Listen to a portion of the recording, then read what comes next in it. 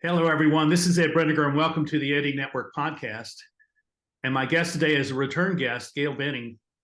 And I'm excited because she told us last spring when she was on the show that she was working on a new book.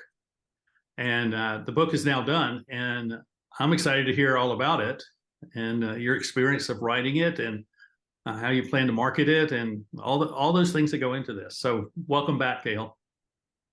Thank you for having me back. What a pleasure to be here with you today, Ed. Yes, I don't remember exactly when our last conversation was, but I think I was still possibly in treatment for breast cancer at the time. And that is what the book that I recently finished is about. It's called POISE, Facing Cancer with Grace and Resilience. I like that. Thank you. Mm-hmm. And the cover designer, I'll show you. The cover designer did a fantastic job. I asked for a dandelion seed head because to me, a dandelion seed head is poised. It's beautiful. I'm seeing them in fall with water droplets on them, and it's ready to send its seeds out into the world. What a great metaphor. Thank you. That's fabulous. I think you could write a book about that. I just might do that. So, you tell us what you want us to know, because we could go down any number of trails. I would like to hear about your experience of breast cancer and what that was like, but also how it led you to want to write this book. Okay. So I'll start with in 2021, with the help of encouraging readers and some connections that I made along the way. I published 3 books, self-published, and that was fantastic. And then I received my breast cancer diagnosis in February of 2022. So it kind of took the wind out of my sails in the beginning, if you can imagine that. Like, the 3 books were there and that was great, but I wasn't doing anything to market them or promote myself. I had a new job, and that was learning how to live with cancer. So I always knew I would write about it throughout the entire time frame while I was being treated. I wrote my daily, what I call love letters, from the point of view of my 3 muses. And the readers there were incredibly encouraging and helpful. There's a chapter in the book. One of my readers every single day sent me a cute little quip from a t-shirt or a sign or something he read in a magazine. And let's see if I can come up with any off the top of my head. I used to be addicted to the hokey pokey, but then I turned myself around. Or a typo walks into a bra. So every day I would get something funny and cute like that to uplift my spirits through that community. And so I wrote the whole time, and I knew that I would want to tell my story. Part of my attitude and approach to cancer was in that I wanted to write a different story about cancer for my family. My mother had lung cancer, and she died at the age of 38. And I was 10, so that left an impact on me, as well as my sister, 10 years prior to my diagnosis, had been diagnosed with breast cancer. And her experience was quite different than mine. But for me, it just gave me an opportunity to face cancer as, I don't want to say friend, but as an experience. I decided after the initial shock wore off, I decided I wanted to go into it from an approach of exploration. What does this mean for me? What lessons are in this life experience? And regardless of what the outcome was going to be, because it's uncertain, I wanted to have this be joyful.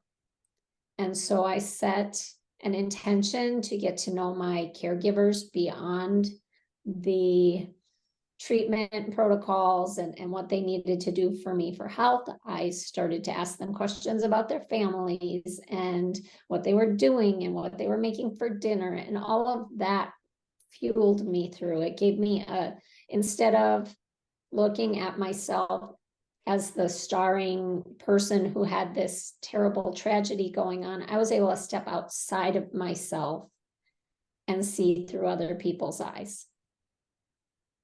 And I know that what you just said begs this question, but I think it's the question we all would like to know. How can you, when you're faced with something as traumatic as cancer, step out of yourself and look at it so objectively?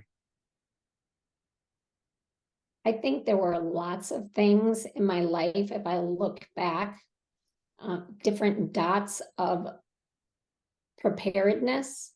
Mm-hmm. But there were two things in particular that happened right before my diagnosis. And it was two books that I was reading. The first was called Immortal Diamond, I believe, by Richard Rohr. Mm-hmm. And my main takeaway from the book is that all of us carry a piece of the Holy Spirit within us, Mm-hmm. that we are all a piece of divinity. And maybe I knew that on some level, but reading that book just made my flame shine a little brighter. And so I recognized that regardless, again, of the outcome for myself, how I showed up through the process and presented myself to friends and family would have an immortal effect after I was gone. And the other book I was reading is by a woman named Byron Katie, and it is called Loving What Is. Mm-hmm. And the main takeaway for me from that book is that a lot of our, what we might call sufferings or challenges in life, are really here to bring out the best in us, Mm-hmm. and stoke that inner flame. And so I tried to, again, look at cancer as something that had hopefully not come, I think I wrote in the book, not to snuff me out, but to enhance the brightness of my flame. Well, and I think, I would agree with that. thank you. Yeah, because I see that in your writing. I bought your first 3 books and enjoyed those. And and you're very creative in a very quiet way. But writing the 3 muses every day is not something that everybody can do. You're writing in 3 different voices in less than 100 words or 100 words. You do realize how remarkable that is. I know you don't want to know about that. Because it puts a focus on you, but it really is I think a very remarkable feat of creativity to be able to have these 3 voices in your head that come out. So how do the 3 muses factor into POISE?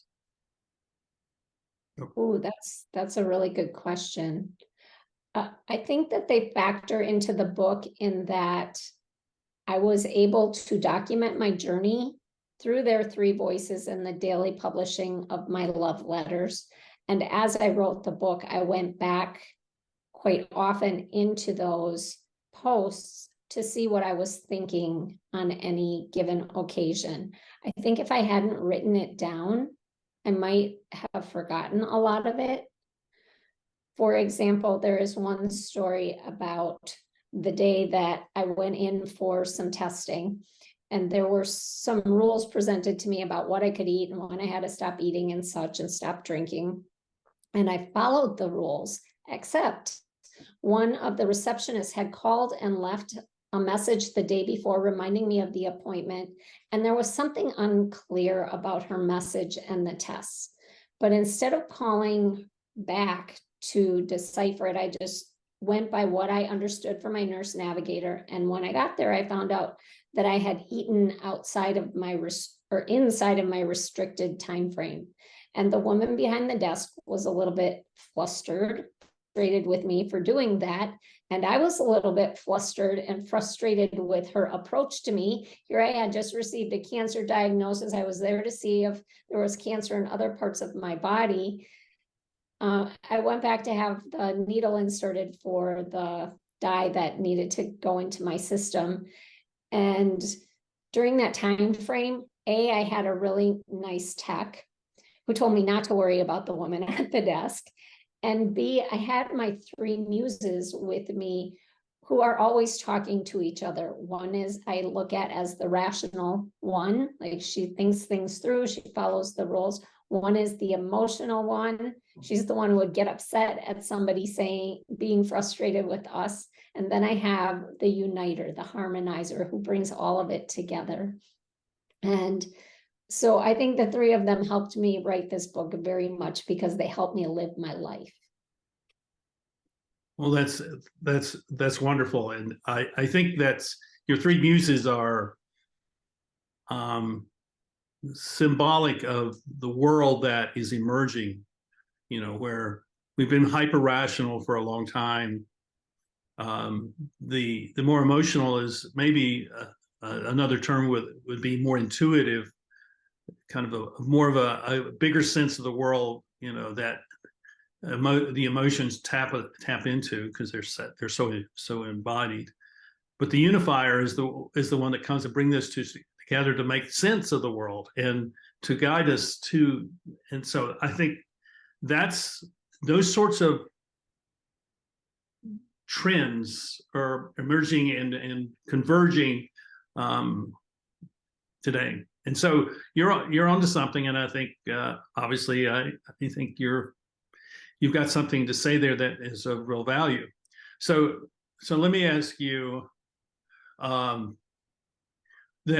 when you first started to write the book, what did you expect to happen to you as you wrote the book? What is it that you wanted the impact of writing the book to have on you? I think I wanted the impact of the book on me was again to fuel that immortal flame. I wanted it to be something that would be of value to others. And the original intent was to provide some sort of a bridge between patients and the healthcare system. Mm-hmm. I almost feel like after receiving my diagnosis and my biopsy and my first MRI, I didn't know what I was more afraid of, the cancer or the medical system. I went into it with a very, quite honestly, negative view of healthcare. We hear a lot about unnecessary testing and costs and insurance, and all of those problems do exist, I believe, on certain levels. I really didn't experience any of that. My vision did not match my experience. I was treated with, outside of the one experience I just shared with you, I was treated with so much care and love and respect and willingness. Like, I never felt rushed by a doctor or a nurse. I have heard that oncology is a little bit special in that way. But truthfully, what I thought healthcare was and what I experienced were two completely different things. What I don't know is how much of the attitude I brought with me when I walked through that door made a difference. I went in always looking for the wins and the positives. And there is, again, a sentence in the book that said I was going to show up as part of my care team. Mm-hmm. And I was going to do it in a way that everybody on the team was rooting for me to win. And you were diagnosed in February of last year. Yes. And what kind of treatment were you given? So there are 4 kinds of breast cancer: estrogen fueled, progesterone fueled, something called HER2, which has a protein that the cancer likes, And then there's something called triple negative. What triple negative means is that it's not the other three. Mhm. It turned out the kind that I had was triple negative. And because it is the least understood and the most aggressive, they stomp on it heavily. So I had my biopsy on a Thursday. I had my diagnosis on a Friday. About a week and a half later, I started chemotherapy. And I was scheduled for, I believe, 8 sessions of one type and 4 sessions of another type. The 8 sessions got cut short because my blood levels, now the word won't come to me. One of my blood levels, my platelets were not cooperating. And Mhm. so in lieu of all of my other health, to keep me healthy, we couldn't continue that. So I think I ended up having maybe 8 or 10 total chemotherapy infusions. And then I had surgery, which was on August 30th. And that was a huge celebration because the pathology showed that I had what they call a complete pathogenic response, which that's not the right word. Doesn't matter. The drugs did their job. The drugs took care of it. There weren't any cancer cells in the margins from when they did the surgery. And then I did have 16 radiation treatments in October as a preventative measure. There are studies that show that radiation has a high percentage of reducing recurrence. And you're now clear of Yeah. cancer? Yeah. For a long time, I was afraid to say I was cured because it felt like a jinx, right? But no, I'm cured. I'm cured. And when was that? I guess you could say I was cured after that surgery because I had the complete response. And but still then I went through the radiation. I think I met with I was still getting a drug called immunotherapy, Ed, which was part of my treatment protocol. And I think it's really a promising part of cancer treatment. What it does is it activates your body's own immune system against cancer cells. And so I still had 2 treatments of that in January, I think, and February of 2023. So I guess you could say that I was cured after August, but there was still some residuals after that. Well, congratulations. I know Thanks. you and your family are very pleased with the outcome and how it could have gone in so many other directions than it did. It could have. So in producing the story for the book, you've obviously had many conversations with people about your story.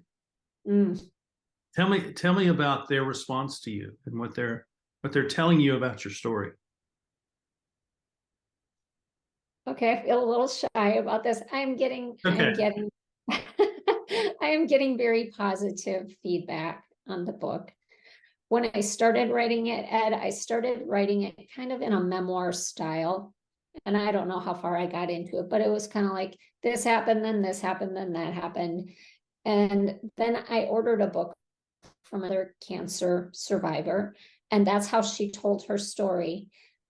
And taking nothing away from her, I recognized that is not how I wanted to tell my own story. So I kind of tossed out what I had and started over.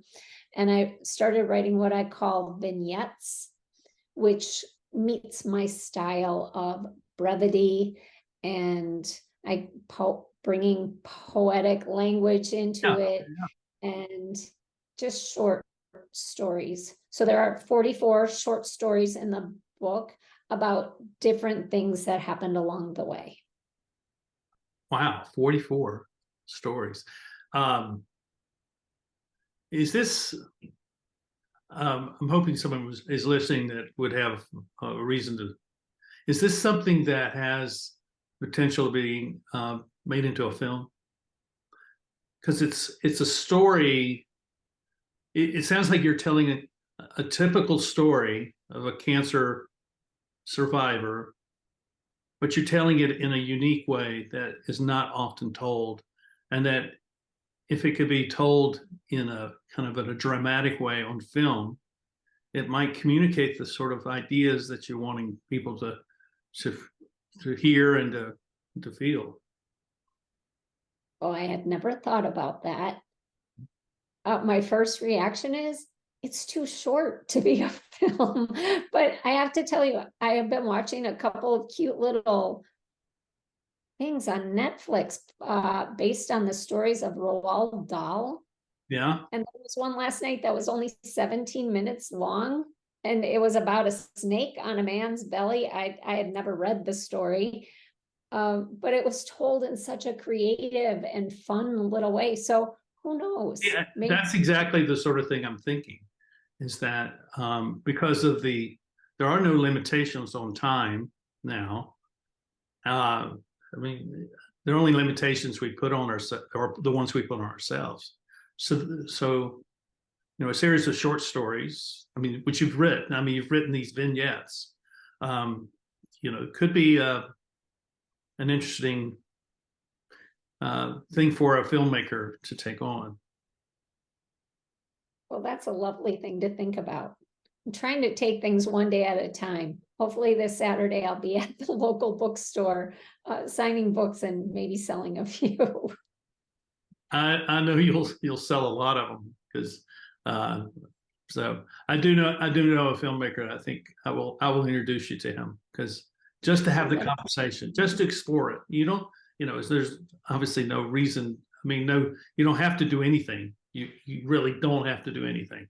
That's the beauty of where we are, is that we're in a state where we can choose to do what we want to do. I mean, within boundaries, of course, and to take your creative efforts and do it in a different way. So, for example, have you done an audio version of this book? I have not. I have read the first book I wrote, Wandering Words, A Walk from A to Z, and published it on Substack podcast. And then I transferred it also over to Spotify, but not POISE yet. Because you could do that and sell it on Audible as a book. And so, and you can do it. There are places to get that done fairly cheaply. So, but you see, I think if you see that the 44 brief stories is ideal for people who are commuting or waiting for a meeting to start, that sort of thing. So just to plant some seeds, and because I like what you do, and I like the way you approach things, and you're such a humble person that you don't want to project yourself in a way that makes you feel like I'm being egotistical, and you're not. You're definitely not.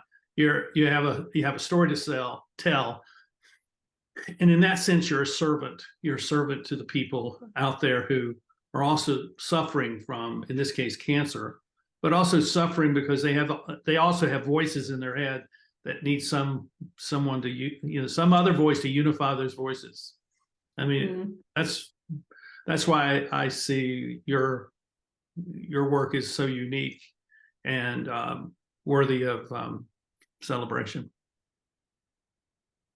Thank you.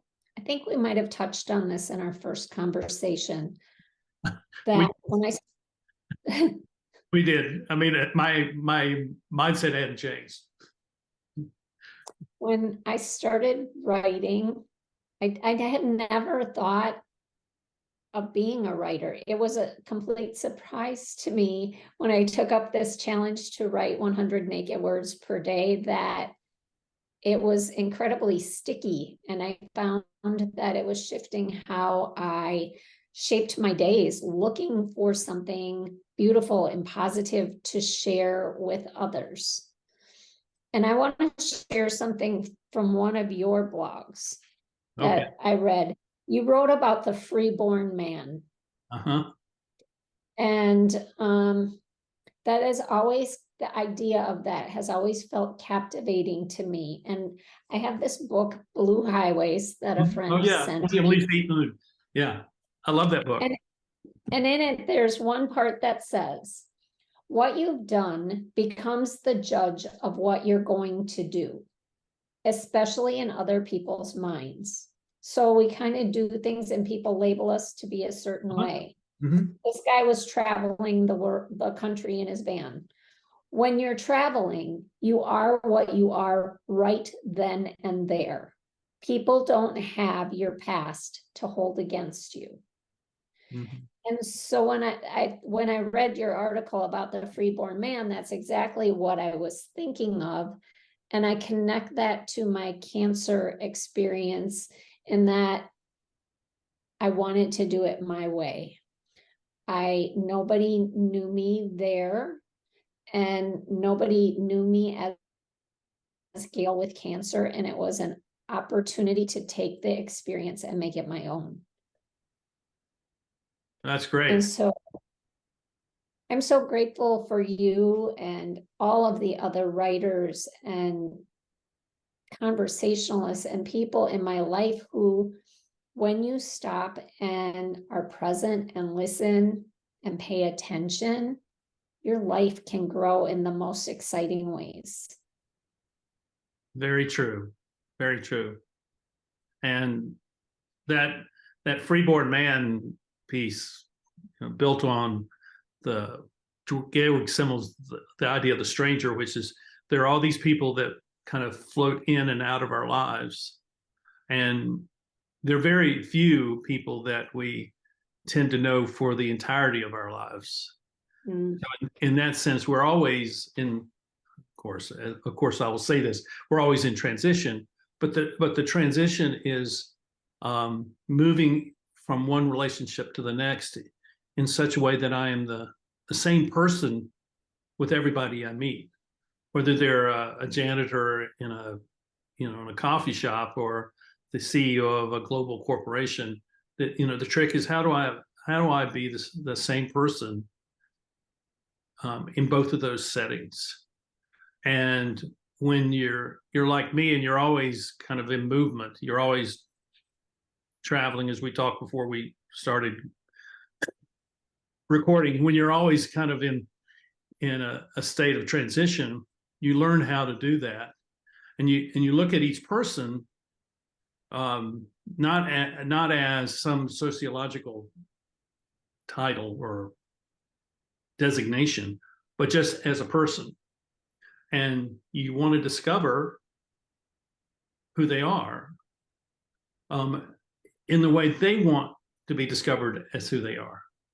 And that's the trick of how we enter into conversations with one another. I think is how we start a conversation is a way of inviting that person into something and saying something that is authentic for them, and they see it and they see that other person as kind of affirming that or validating that, even though they don't need the validation, but they get that anyway in these kind of conversations. This is essentially what I'm doing here on the podcast, which is trying to have these kinds of conversations with people. In many cases, people that I've never had a conversation with until we start recording. That was the case with you and me. Mm-hmm. Yeah. As I recall, you were mentioned in a blog by my friend Sue Hetherington, and I liked whatever she linked of yours and reached out to you and we connected, which brings me back to something else from one of your blogs that you wrote. And it had to do with being in an elevator with a minor. And you asked him if he was going to dinner. He said, yes. You said, let's eat together, which is so cool and something that the Gail of 5 years ago could not have done, but I could do now, which is a testament to how we can all grow into what we want to be. We're not stuck in an identity. I read a quote from Thomas Jefferson recently, I think in a LinkedIn post, and it paraphrasing, but what it said is, don't necessarily look to be with people who are like you. Look to be with people who share your values and have different points of view. Which I think maybe for part of my life, I didn't know my values as well as I do now. It takes a lot of introspection, maybe some banter from your muses where they go at each other, and then you got that harmonizer that says, wait a minute, this is where we stand.